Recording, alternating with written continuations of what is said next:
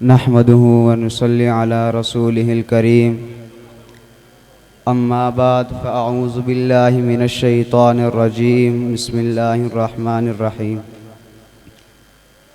हम अपने देश की पहचान को मिटने नहीं देंगे। हम अपने देश की पहचान को मिटने नहीं देंगे। यहाँ इस्लाम का परचम कभी झुकने नहीं देंगे। मेरे वाजिबुल एहतराम, काबिल कदर, काबिल इज़्ज़त उलमाए किराम, असातिज़े किराम और मेरे हम सफ़र दोस्तों भाइयों, अस्सलामु अलैकुम व रहमतुल्लाहि व बरकातुहू। आज आप हज़रात के सामने मुझे तहरीक पाकिस्तान के मौजू पर लब कुशाई करने का मौका मिला है। गिरामी क़दर सामिईन, तहरीक पाकिस्तान के पस मंज़र में दो कौमी नज़रिया का एक मखसूस मफ़हूम है। इससे मुराद ये है कि बर्रे सग़ीर पाक व हिंद में दो कौमें आबाद थी, एक हिंदू और दूसरी मुसलमान। ये दोनों क़ुव्वतें सदियों तक एक दूसरे के साथ रही हैं, लेकिन ये आपस में खुल मिल न सकी। तहरीक पाकिस्तान की तारीख़ में बहुत से अनासर कार फरमा है, जिनकी तफसील मैं आप हज़रात के सामने मुख्तसर तौर पर बयान करना चाहूँगा।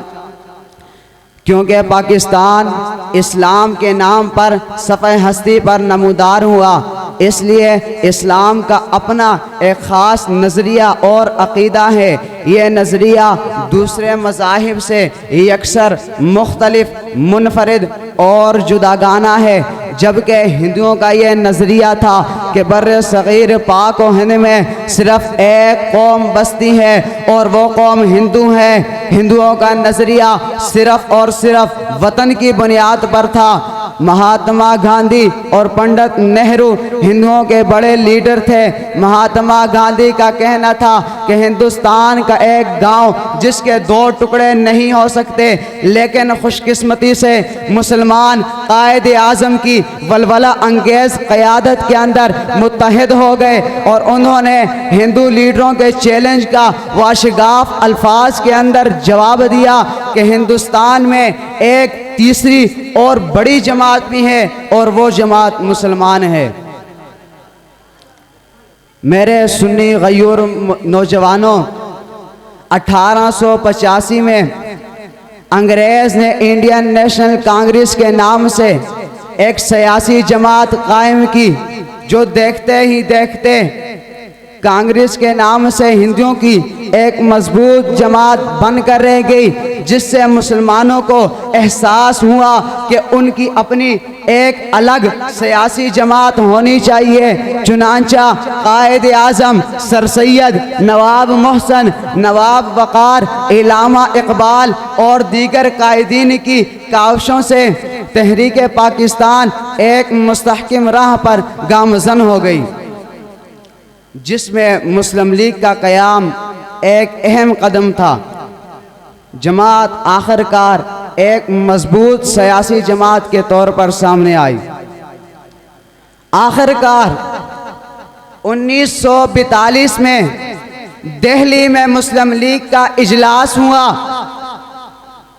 दिल्ली में मुस्लिम लीग का कन्वेंशन हुआ, जिसमें करारदाद पाकिस्तान को बाकायदा तौर पर मंजूर कर लिया गया। ये करारदाद न सिर्फ जनूबी एशिया बल्कि दुनिया की तारीख़ में बड़ी अहम करारदाद है।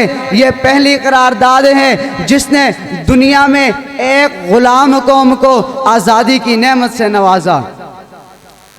नतीजा के तौर पर करारदाद पाकिस्तान के बाद कायद आज़म की मद्दे बराबर क़यादत में पाकिस्तान की तहरीक 7 साल के बाद नतीजा खैज साबित हुई और मुसलमान एक सीसा पलाई की दीवार बन गए। और 14 अगस्त 1947 को पाकिस्तान दुनिया की सबसे बड़ी इस्लामी मुमलिकत की सूरत में वजूद में आया। अल्लाह रब्बुल इज़्ज़त से दुआ है कि पाकिस्तान जिस मकसद के लिए बना था, अल्लाह रब्बुल इज़्ज़त हमें वो मकसद पूरा करने की तौफ़ीक़ अता फ़रमाए। व आखिरु दावाना अनिल हम्दुलिल्लाहि रब्बिल आलमीन।